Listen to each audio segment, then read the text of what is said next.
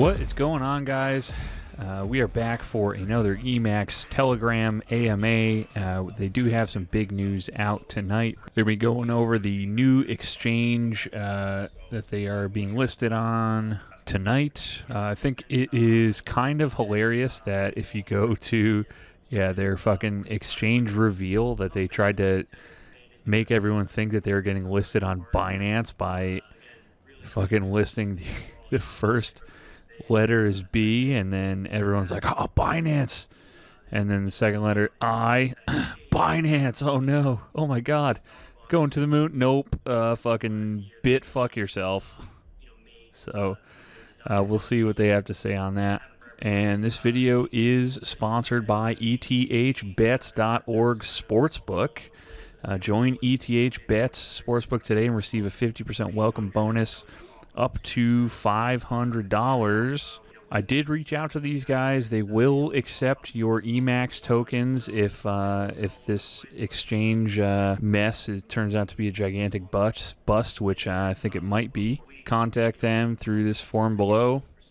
And here's a look at the back end for wagering here. We've got MLB on tonight. Couple of games left. I do have an open bet on here through 65 on the Angels to win 50. Very nice. All right, let's get right to it, guys. Most analysts, myself included, look forward to a nice end of Q3 and a very strong Q4. Historically, it's been a strong quarter. End of year has been very strong in the crypto space. I think Ethereum definitely can go on a nice run here, and I think everybody within the space is going to benefit, and that's all leading into Ethereum 2.0, which I think a lot of that depends on the timing. It seems like it's progressing along very well. I know Vitalik was pretty optimistic that could be a very late spring or early summer release. So that's going to be a huge thing for the space. And I think as it tracks, it looks like that is coming closer. I think the overall space could go on a really nice run. There's obviously been a lot of volatility over the last few months, but I think things are really looking up for the end of the year. Yeah. I agree. Nice. All right, so let's get into the business of the week. So as our community knows, each week we announce the Emax business of the week. These are businesses from around the world who are just taking the right steps to be competitive in their respective industries and just trying to stand out from the competition. Part of this is them making a conscious decision, a proactive decision to accept Emax as their cryptocurrency of choice. And for this week, we are highlighting Max Roofing, which is a nice fit with Emax, Max Roofing. So Max Roofing has over 30 years of experience as a company specializing in roofing and construction for residential and commercial properties. Today, they are family-owned and operated out of Broken Arrow, Oklahoma. They are insurance claim specialists and are trained to provide you with the best service possible. Their goal is to reach homeowners, business owners, and others who need assistance in selecting and maintaining their roofs. Their concentration has been on excellent customer service and quality products and accurate estimates and on-time appointments. Believe me, accurate estimates and on time in the world of construction is critical. And this has been, part of the reason why they've been so successful and growing within their field. So if you need a quality roof over your head, make sure you call Max Roofing. We will be posting this later on during the week with all of their contact information. But as we stress each week, let's make sure that we continue to support businesses in the community who are willing to take Emax, wanting to take Emax as a form of payment. So kudos to Max Roofing. Next, we recently released a survey asking the community to vote on T-shirts, and we already received over 200 votes of your input, which is super exciting. We're very excited about the input. So we're going to be releasing those results next week and getting the winning shirts into production. So keep up the great work, Emax community. We may post that again just to see, if we get even additional feedback. But so far, we're super happy with the feedback that we've received so far, and just in general, I think we're always looking for feedback just in terms of how we roll things out and the overall process of getting the community more involved, whether that's from a voting perspective. And as we've been mentioning over the past couple of weeks, and we're also going to touch upon tonight, we're going to roll out governance as well. So, hopefully everyone can see, the indications of how much we respect the community and how deeply they're going to be involved with this token as we continue to grow. Next one is so last week we launched our merch store yesterday. So we actually launched it today, and we actually got a lot of feedback from the community, just in terms about some of the functionality. And so Gia and I just wanted to address some of the realities that we're dealing with. So we could have had this store launched a significant time ago. Just we wanted to launch it with the ability for our community to be able to pay with Emax. And though this site does achieve that, if we're being honest with ourselves, it's not as seamless as we would have hoped. And we do have something in the works for next week, which we're going to get into in a little bit. But we wanted to make sure that we got something out to the community, and people are purchasing it with Emax. It's just not as streamlined as a system that we would like. But something exciting that we're going to be releasing within the next 10 days, 7 to 10 days, is going to be a wallet connect. And that was the initial vision of the site. So if any of you guys have ever been on a site where you have to connect your wallet, pay for something with crypto, and there's like a little pop-up in your browser, it's like a super seamless, intuitive process. So that's going to be one of the features that we're super proud about in being able to roll out, is the wallet connect, which is going to be next week. Gia, I don't know if you have anything else to add about, I guess, the release today, as well as the wallet connect.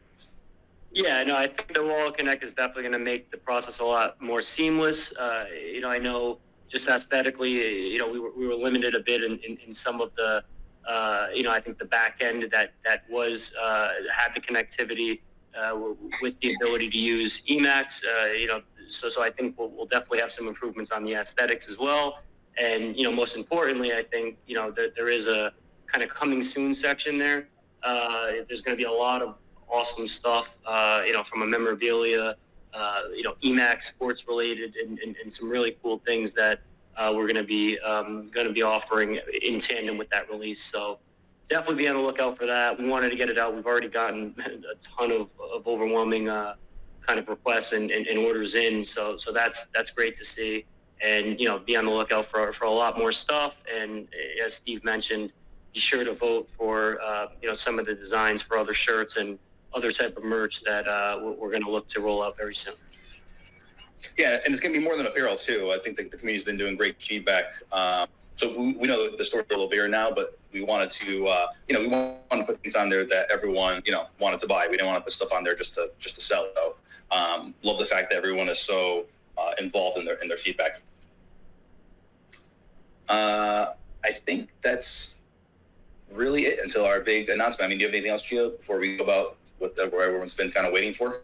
I think that's well, let's jump into that one. It'll definitely lead into a few more, other kind of tidbits on future announcements. But let's go with the one that we're all waiting for here.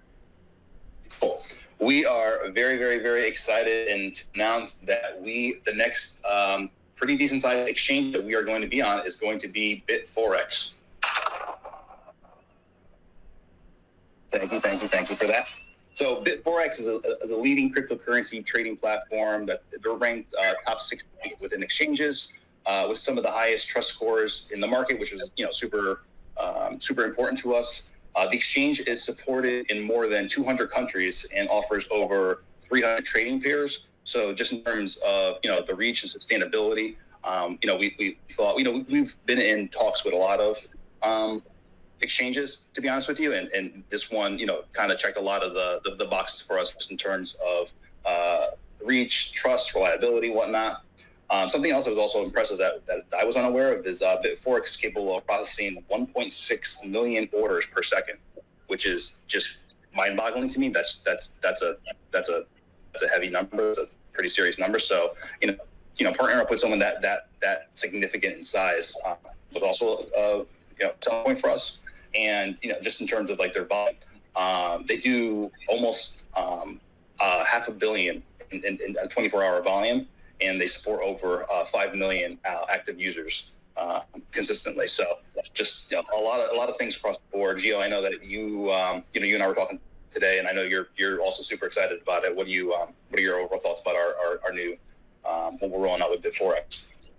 Yeah, so I think the big question is, right, why Bit4X? There's all these different bits out there, but I think for what we were looking for, not necessarily even just the pure kind of public stated rating of the individual exchanges, and we've talked about kind of the size that we were looking on as far as a kind of a moderately to small large sized exchange as we kind of grow, build our volume. And I think one of the most important things, from this size exchange is how they actually market, their new listings, and B, how they actually do market making on the exchanges.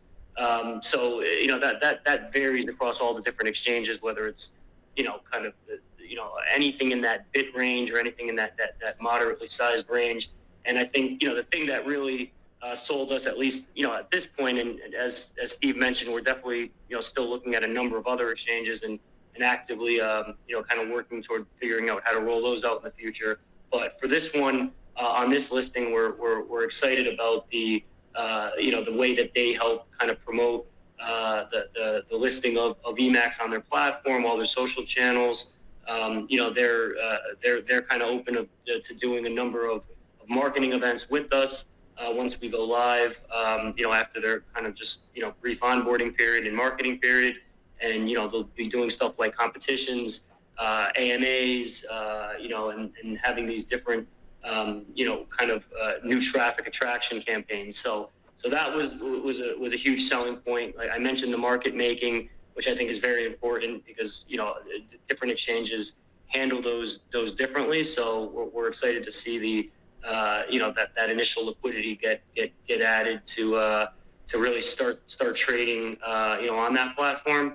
And it was just really the proper size and I think from a volume perspective and the overall presence worldwide. We've talked about wanting to have the ability to have Emax be able to be purchased more seamlessly in other markets besides just the US, and I think this really fits the bill from that perspective. And I think we're definitely going to get a ton of global eyes, and accessibility into the project, especially with everything we have coming in the near future, other event announcements and everything else that we'll talk about. This is really the ideal size, and I think we'll get the eyes from the ideal audience to really start building up our volume. Yep, cannot agree more. I think this size of exchange was really, really healthy in our next growth phase. It's certainly not too small. It's not one of like the top 5 by any means, but like in terms of their size, I mean, I would say they're certainly on the top end of the mid tier, and it's just it's a a really healthy stepping stone for Emax and our community, and I'm super pumped about this partnership. And I think like we continue to say, this is just the start. But I think this is a great one in terms of making Emax easier to buy for everyone. Yeah, and just on that, there'll be different pairings. So I know we're used to the just the Emax ETH pairing. There's going to be a USDT pairing, and in addition to ETH. So that in and of itself, I think is going to really help the entry point and the barrier to entry, like we've been talking about. For sure. Awesome. Justin, you with us?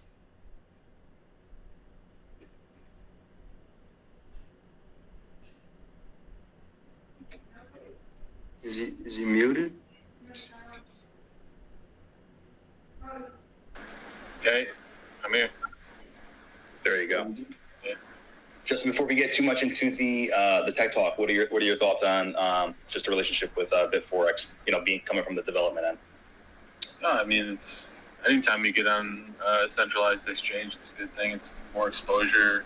As Gio was saying, better market making, which means more volume, transactions, more awareness, more eyes on the project. It's definitely a good thing all the way around, and it's no slouch of an exchange either.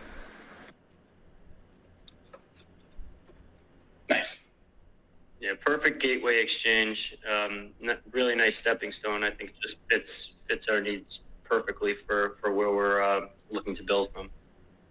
Yep, cannot agree more. So hope you guys are excited with this this decision.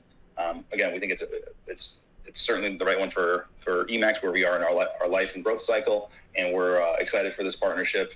Don't want to get too far ahead of ourselves, but we do have other conversations in the works, but we've been patiently waiting to announce it, so we're pumped about it. In addition, the community is going to be super excited. We have just a boatload of things from a marketing, social campaign perspective that we're going to be rolling out. Really starting this week, and at the end of this week. So there's going to be a huge just net positive that's going to result in a lot more visibility, a lot more action. You guys are going to be seeing, more people involved, more posts. You're going to be seeing just a lot more, really exciting things going on. Just we've been, if there's two things that we've been focused on, in addition to simply just the obviously like development that's always on our horizon. Kind of unsaid has to be said, but I would have to say it would be marketing and exchanges. So I don't think we're going to disappoint in the upcoming weeks and months when the community starts to really see what we've been doing from a marketing perspective. Gio, you think we should explain about the whole Vegas thing? Well, the Vegas thing, I know everybody's been asking every AMA, so I think we're proud to say that we can announce, we will be announcing that next week. I think we have a unique way of rolling that out, and I think it's going to be exciting for everybody to see how we can kind of get everyone engaged and how we approach that from a few different angles. So yeah, next week, be on the lookout for that kind of series of announcements. So that's exciting. And just to Steve's point on the whole kind of marketing campaign strategy, I think we're really going to kick into a whole new approach to the social platforms and how we really just reach a lot more eyes and a bigger audience. So that's really kicking off tomorrow, right, Steve? And I think that'll just produce a lot more traffic and something that we can really utilize with all the announcements that we have coming down the road. Yep. I mean, you guys are going to accuse us of being on steroids because that's how much we're going to be kicking ass and taking names. We are super pumped about what we have, in store. Almost view it like a sling. We've been kind of compressing ourselves, building up a lot of power, and we are ready to launch and spring forward. So a lot of exciting things to come, and I'm extremely confident about how this quarter in 2021 is going to end for us in general. And I'm excited that everyone's on this call is going to be part of it too. So Viva Las Vegas! We are super pumped about it. It's going to be just a big event, very mainstream.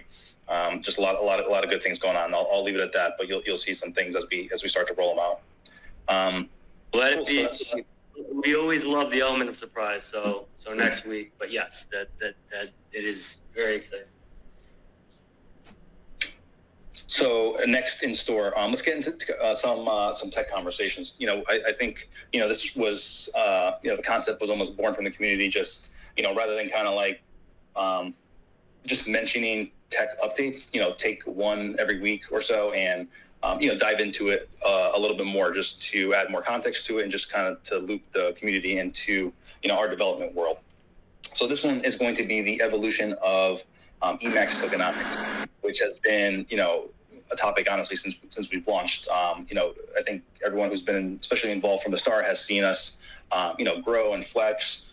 Started off as just as 3, then 3.6, then 3.3. There's definitely been a couple iterations. But now what we want to speak about in even especially looping Justin in is just we're kind of the state of what we're in right now. How feasible it is for our current tokenomics. Are they sustainable in our the Ethereum Max ecosystem? Long term, short term, and just like how exactly we see that evolving in the near future. So kind of wanted to set, just enough from that standpoint. We have, again, a lot of things to talk about as it relates to this topic, but Justin, if you kind of want to start us off from, I guess, maybe just like a high level standpoint, and then we kind of like dive into particulars as it relates to our tokenomics at Emax.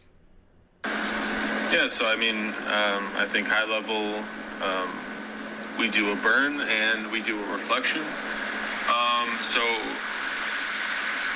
I guess the main point of this all will end up coming down to what do those tokenomics accomplish? So the burn obviously reduces supply, which increases scarcity. And the reflection, well, obviously it goes back to holders. But the problem with the reflection mechanism is that it doesn't actually incentivize any activity for volume, or in this case, the only way to create yield is volume in DeFi. So if we're going to do anything in the DeFi range, it would make sense to have tokenomics that really fit with that. And unfortunately, the reflection hold long-term tokenomics really don't contribute to a vibrant working DeFi ecosystem as much as one would hope.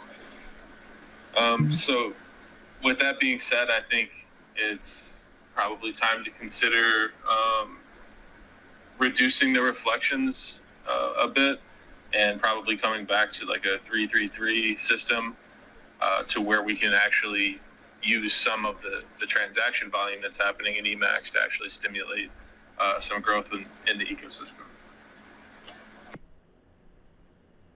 Okay, I mean I guess that's good news, because that's at least not like a drastic shift from the talk track that we've been continue to have with the community. I think we always said that the 3x6 was going to be for a short period of time, and when we initially were rolling out the tokenomics, 333 was always on. But not even necessarily was on the docket. That was more so the focus. And I know that we changed it primarily for the benefit of the holders that have been with us from the start. Yeah, I think everybody benefited for a long time from receiving 6% of the volume that was going on. It's quite a bit. And now when we're stepping forward, building the rest of this ecosystem out, we realize that we need some sort of regeneration coming back to us to keep everything functioning properly. So, yeah. Nice, Gio. What are your thoughts on that before we go on to any other topics? Yeah, and I think the 9% total tax it is doing its job from the sense of I think bots were a big problem very early on. It definitely does provide or disincentivizes some of the day trading stuff, even though we do see it to a certain extent. And some of the if you actually think of what that 6% redistribution, it doesn't necessarily, in some cases, I think disincentivize certain sellers enough, right? If somebody has a pretty massive bag and is still receiving his portion of all the volume, those cells, and then the regeneration of those larger bags, kind of is kind of counterintuitive to what we're trying to create from like a buy and hold for long-term strategy. So to Justin's point, I think getting a portion of that reflection back into the ecosystem to really benefit expansion and growth, that's always been the objective. I think when we initially set out with the 333, that was always the idea. And I think now that we're getting kind of the final touches on the way the full ecosystem is going to be rolled out, it's the appropriate time to do it. So I think it's exciting, and it'll definitely benefit the overall project and ultimately the value that everybody holds in the long term. And I think that's the important piece of it. So and the blunt end of it is, guys, when we're not going completely parabolic vertical, we need some sort of sustainative mechanism to keep doing all this cool stuff we're planning on doing with Emax. That's pretty much the simplest way to put it. that's stuff that's going to drive the most value, right? So, things get reflections back, and it's another thing to be able to continue to expand on that ecosystem and build that out to drive the value, which I think is the key piece here. Got to keep building. Yeah, and I think something very notable to note is that though 3% is going to, or at this proposal, 3% is going to go back into the ecosystem. As we're going to continue to talk in this conversation, governance is going to play a big part in this in the community aspect of it. And so how does that look in I guess the real life of like the Emax ecosystem? And that could look like the community members actually having a voice and being able to vote on how we spend certain funds, what events we do, if we're doing any sponsorships, partnerships, things of that nature. That's where we really see this, becoming a full ecosystem where, 3% is going into the ecosystem, but you yourself actually have a say in, how those funds are spent and how decisions are made. Yeah, and we're actively trying to find ways to incentivize the community to participate in this governance, because as we keep saying to you how important your feedback is on everything that we do, the decisions and leaders that step up in the community and really guide the governance process to whether it's, budget or whether it's for marketing reasons or anything like that, will really play a big role in this. And, think about this. If you're participating in a governance body that has access to, the reach that Emax has and, the passive income potential, if you have access to influence in that kind of community, what is that worth? Yeah, that's a great point, Justin. And I think that's why we're excited for, for this whole new, way of, I think, reaching just a lot more eyes from a social media perspective, like we talked about earlier. I mean, I think that's the most exciting thing for me. Obviously, the new exchange is awesome. We're going to get, volume up, a whole set of additional accessibility from worldwide holders. That should put, a big upward pressure on the holder count. But it's really just reaching all those eyes, across all of our platforms, getting the followers up. That's going to translate directly into holders. So that's to me, in tandem with the tokenomics, in tandem with the new exchanges, all these events, it's all, kind of build synergy on each other. And I think it's a great time to just think about Emax. Sure. And so we'll keep the community updated just as we progress with timelines. I think this is something we continue to do on AMAs. Is we'll mention something and not necessarily put a timeline on it, but just trying to let everybody into our daily, weekly conversations. So we'll certainly make sure that we keep you updated as things progress with that. Justin, what's the next topic that you would like to talk about? I know we have some staking, API percentage. Let's tackle next. Yeah, well, that kind of ties into the 3% coming back into the ecosystem. I just wanted to make that clear that if we do have a percentage coming back to the ecosystem, that means that we can actually add bonus APY to whatever staking system that we choose to put in place. So that's just something that I wanted to alert users to. It's not like this reduction in the reflection is just going to be sat in some wallet somewhere. We're actually planning on regenerating that through the ecosystem. Yeah, and that kind of goes in tandem with what we talked about last week, and we've been talking about really for the last month, as far as just contributing to the liquidity pool and those type of things. So staking, pairing liquidity, all of that stuff is going to allow holders the opportunity to receive really outsized yields, in addition to the upside in Emax. So I think those are really exciting possibilities for what all of our holders have in store. Nice. So good. So I guess from a level standpoint, more community involvement is on the near horizon. So you guys are already an amazing community, in terms of your participation, in terms of just how much you want to, how engaged you are, how involved you're going to be, and that's just going to continue to deepen. So I'm super excited to see this ecosystem for Emax mature. Justin, on the heels of that, you were talking about staking, and let's talk a little bit about like how to incentivize governance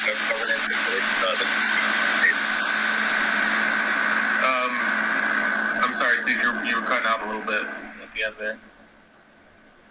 I said, it sounds like you have a little bit of feedback on your phone, but it says, so on the heels of, speaking about the Emax ecosystem, you briefly mentioned the staking and the, APY. I don't know if you want to dive into that a little bit more, or if you want to get into how, to incentivize the governance and, participation from the community as a whole. Well, yeah, I just wanted to touch on how we will kind of roll the governance model out. So we want the governance, we want people that are involved in governance to sort of earn their spot within the governance position. So it's highly likely that we will introduce another mechanism for earning governance, such as staking for a governance token or something similar. And that ties into the tokenomics, because we don't want to fully get rid of the reflections and the burn mechanism and the utility that the Emax token has. And we also want people that are holding to be able to hold without necessarily having to worry about having to be locked in earning governance influence by staking.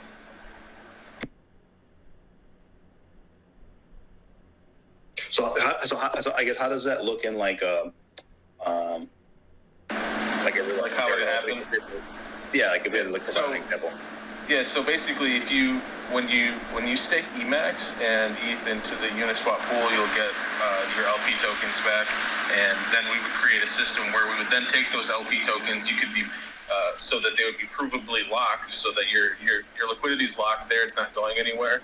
And while it's locked in there, you'd be earning influence towards this governance model.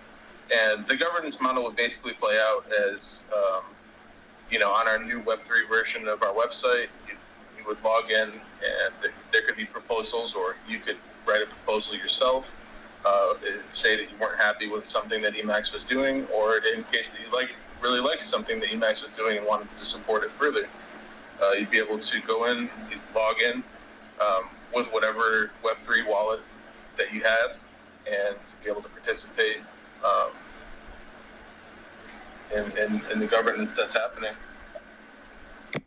Yeah, and we were speaking about this earlier, and just for clarity. So like when just it says Web3 wallet, it's not necessarily like a separate wallet. Just to provide clarity, it's your existing wallet that you have today that would interact with the Web3 interface, the web interface. Right, whether it's MetaMask or a Trust Wallet or whatever you use, whether you're on Ethereum.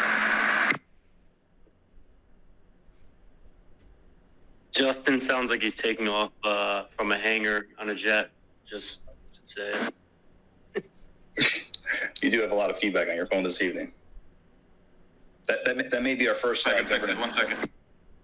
That's going to be our first governance vote. Should Justin get a new phone? Put in your stake your tokens and put in your Emax community vote. We already got votes coming in.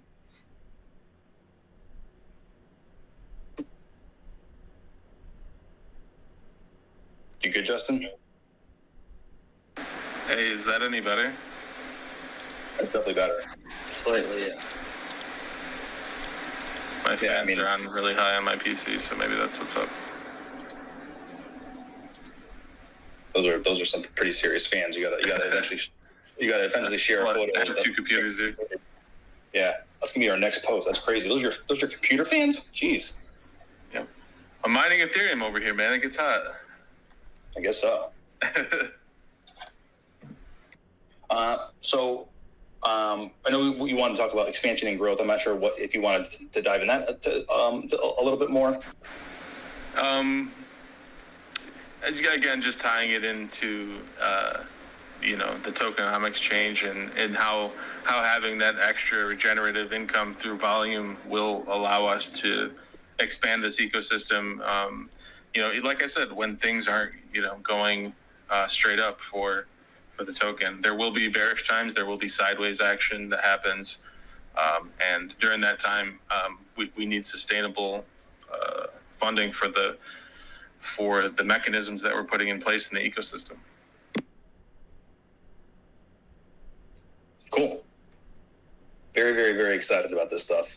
Gio, anything to add to that before we go on to some of the live questions? No, I mean, I think just the key there is the expansion and growth. Obviously, as you said, having that tokenomic drive that expansion, I think is exciting because we don't look at this as obviously a mature project in any way, shape, or form at this point. We are looking and have the ability to grow in so many different ways. And everything we're doing with the ecosystem, I think is going to help us get there. And this tokenomic is key to helping us achieve those goals. Yep. Yeah, I cannot agree more. I mean, just again, to reiterate, this is just on the heels of us having so many internal conversations about just the longevity of this project being a long-term project. How can we continue to improve and develop it? So when we're sitting here 3, 5, 7 years from now, it's just continues to be an upward trend and something that everyone's proud to be part of and wish they got in earlier. So keep up the good work, team. Cool. So it's been a couple of weeks since we have had some live recorded voice questions. So we wanted to get into some of these now, and then if we have time left, we'll take some live questions on some of the chats. So let's get to our first question. Guys, how's it going? This is John S. from Connecticut. The question is about staking. Will the staked amount continue to accrue tokens from the reflection in addition to the interest earned by staking? Or is the intent to have a higher interest rate to offset potential earnings from the reflection that would otherwise be missed? Thanks.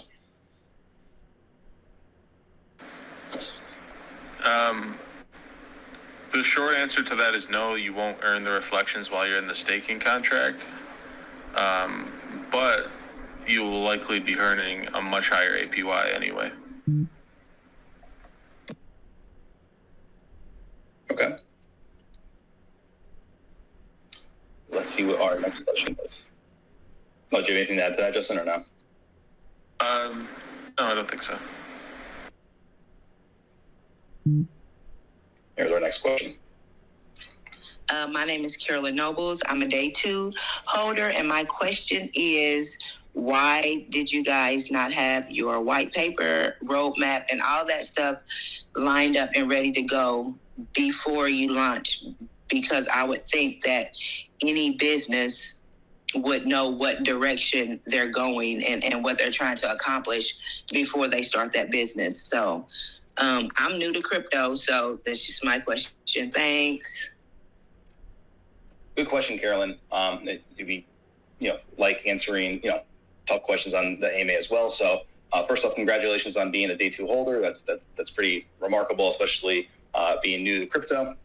So to answer your question, launching a crypto project in and of itself without a white paper is not necessarily odd by any means. If anything, I would say it probably trends more towards the norm of what goes on in this space. All that being said, I think we continue to learn lessons internally where we're continuing to slap our own hands in terms of not needing everything to be perfect, and especially in a world of like development with tokenomics and just a lot of algorithms and coding in the back end. Like there's certainly a degree of you only have one chance. It needs to be pretty darn close to perfect.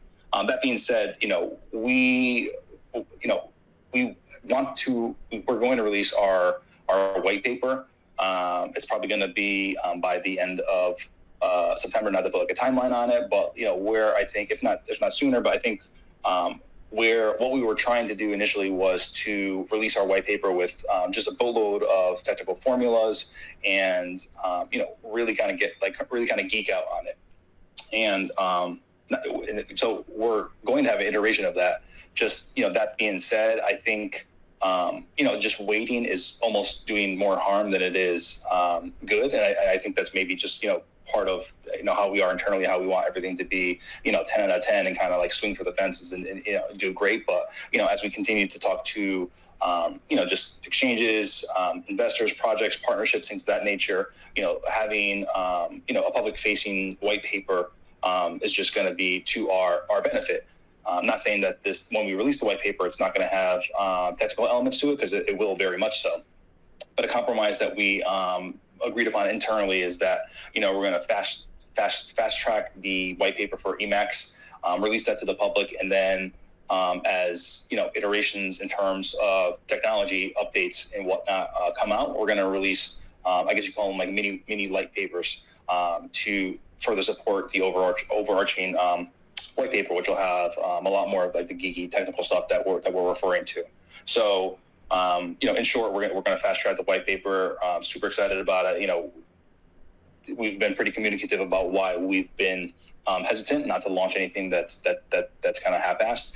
And to be honest with you, like anyone who's like even remotely familiar with the crypto space, I mean, if you look at, I would say like not a majority, but a lot of projects out there that release, quote unquote white paper, I understand that the file name might say white paper in it, but I guess we could even have a conversation in and of itself about like some of the characteristics and technicalities behind what quote unquote should be in a white paper. And a lot of these things are not white paper, and we're not that type of project. We're a long-term project, and we want to put our faces, names, and signatures on the things that we release. So we want to make sure that what we do release is quality, and our white paper will be quality, and it'll have a bunch of supporting documents that are going to follow it and support it in the near future.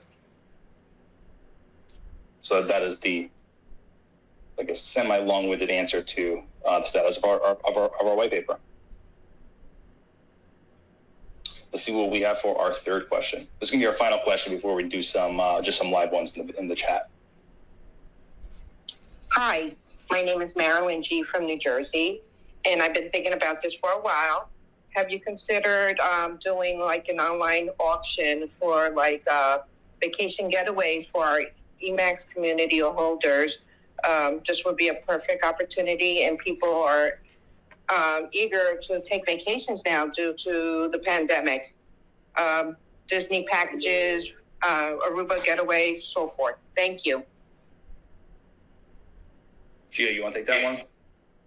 Sure. Well, that is that's quite that's quite an effort. Yeah. So I think that the Emax experience, which we've talked about, a ton.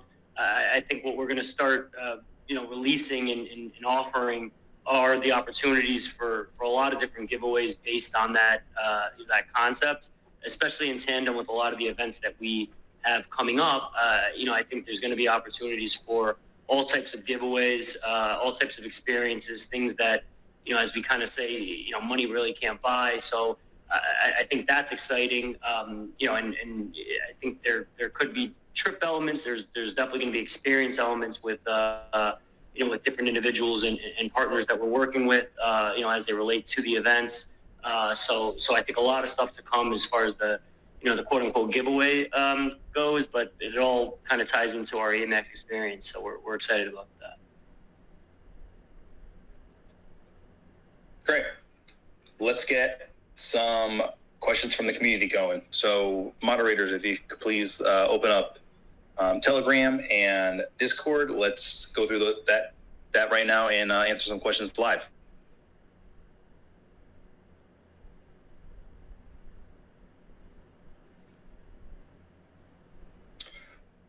First one, Bravo on the new exchange. Can you explain to the community what goes into the decision and how aggressive we will be moving forward, adding other exchanges? Hat tip. It is a pretty lengthy process, at least for the high end middle tiers, I guess we'll call them. There's an application process. Our development team has to talk with their development team. There's obviously an application fee. We need to speak about liquidity, market making. So it's certainly not, let's go online and, just click a couple buttons and all of a sudden they approve us. That's one end of it. Second end of it is, we have I guess we'll call them lower end exchanges, reach out to us frequently. And, we also have to be mindful of, the bandwidth that it takes to get onto an exchange, and, whether or not that's the right decision for our community. And I would say that most are, but that there are some where, I don't think it's a one size fits all, where all of a sudden, simply because they're a crypto exchange or a crypto exchange up and coming, that necessarily like Emax, belongs on that. Gee, I'm sure you could add a lot to that particular question. Yeah, and I think as I kind of mentioned earlier, I think that the way that those exchanges kind of market us as, or the project from a listing perspective, how they work, from an interactive perspective with us, to do things, like different sweepstakes, giveaways, and all that type of stuff, and just the overall way that they actually, kind of do the market making. I think those are two of the real important pieces for us, and obviously the size that fits our overall vision and growth to the larger exchanges, which of course are down the road kind of expectations that we'll be able to reach once we kind of build gradually with volume and all that type of stuff. So yeah, it definitely isn't a kind of 1, 2, 3 process. There's a number of other exchanges that we're actively looking at right now, and having those same discussions that Steve mentioned as far as kind of the dev, and the technical talk, as far as how our tokenomics work with those exchanges and things like that. So, definitely understand the importance of exchanges and getting that barrier to entry to be lowered. So, we're excited for this one. I see a bunch of people saying kind of when will it go live? I think they go through, once, kind of we've been accepted and all that we've done. They do a little bit of a handful of day kind of onboarding process along with their marketing. I think they said, right, Steve, in about a week or so. Let's say about 10 days, and the reason. Yeah. So there's obviously third parties involved, and anytime we've given dates that involve third parties such as EtherScan or Certic, right? Like there's just we then reiterate what's told to us, and if those dates don't happen, obviously kind of it kind of reflects poorly on us. So we're told within the 10-day time frame, and what I could tell you is that anything that's needed on our end, we've provided, and then I guess to end with that, to just put things in perspective on some of these mid-tier exchanges. I mean, some of them even need a legal letter from a lawyer, just in terms of the status of our organization. So, some elements are pretty serious, I guess, to answer your question. Another question was, I want to buy shirts with USD, not Emax. Is this possible? It looks like some moderators already answered this. The answer is yes. Credit cards are already up and running. As a business who applied to take Emax payments, is there a way to update on possibly being approved? I guess the interesting word there is approved. So what we do on a weekly basis is highlight a business of the week. That does not mean that all of the businesses who want to accept the Emax cannot already. There's sometimes when we reach out to the businesses for business of the week and let them know about that news, that they are saying that they're already taking it in the process. I think maybe sometimes where there's a little confusion in that is they may not do as good of a job promoting that on their website. But in short, you are approved officially as of this AMA. Something that we will be rolling out, certainly as we continue to talk about, is just a more streamlined way of being able to pay for things. And when you see the second iteration of our merch web store, I think that'll provide some more context about how we're able to streamline that. Gio, this is certainly a question for you from Emax on the list. Can you explain what market making is for those of us who are not familiar? Yeah, so I mean, the market making is some exchanges expect you to make a market. Some exchanges kind of expect that to happen just kind of organically. What does making a market mean?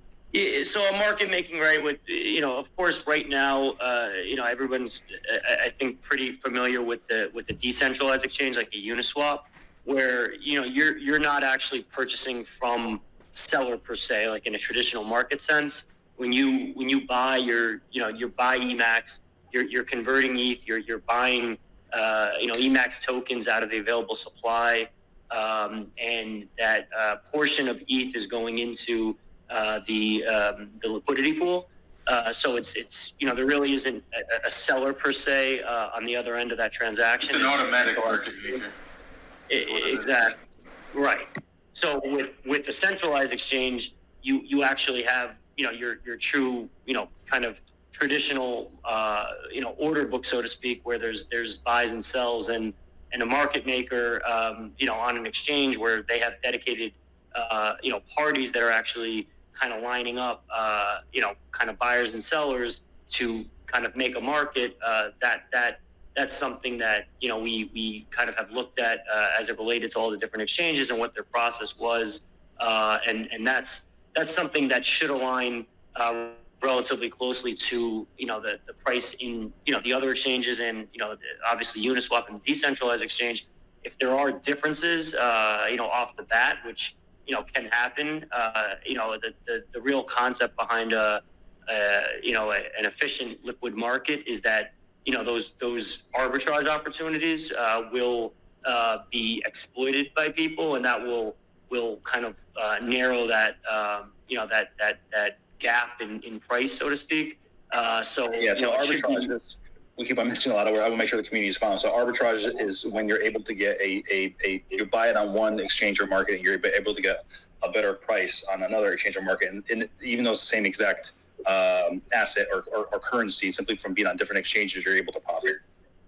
Right, and yeah, the whole point of an efficient market is if there is that opportunity, then people will look to buy in one exchange, transfer tokens to another, and try to exploit that. And as that happens through time, then that arbitrage opportunity shrinks to to pretty non-existent.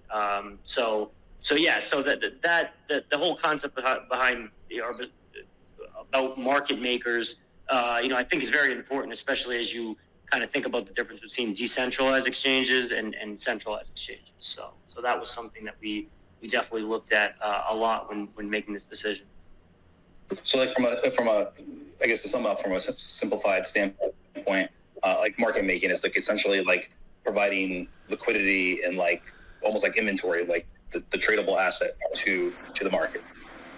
Yeah, market making is whoever's presenting it to the market, whether you're buying or selling. All right, guys, that is just about going to do it for this one. So as always, please make sure you're subscribed to the channel for more updates on Ethereum Max, as well as other stocks and tokens we like. And I thank you guys so much for watching this far, and I'll see you in the next video.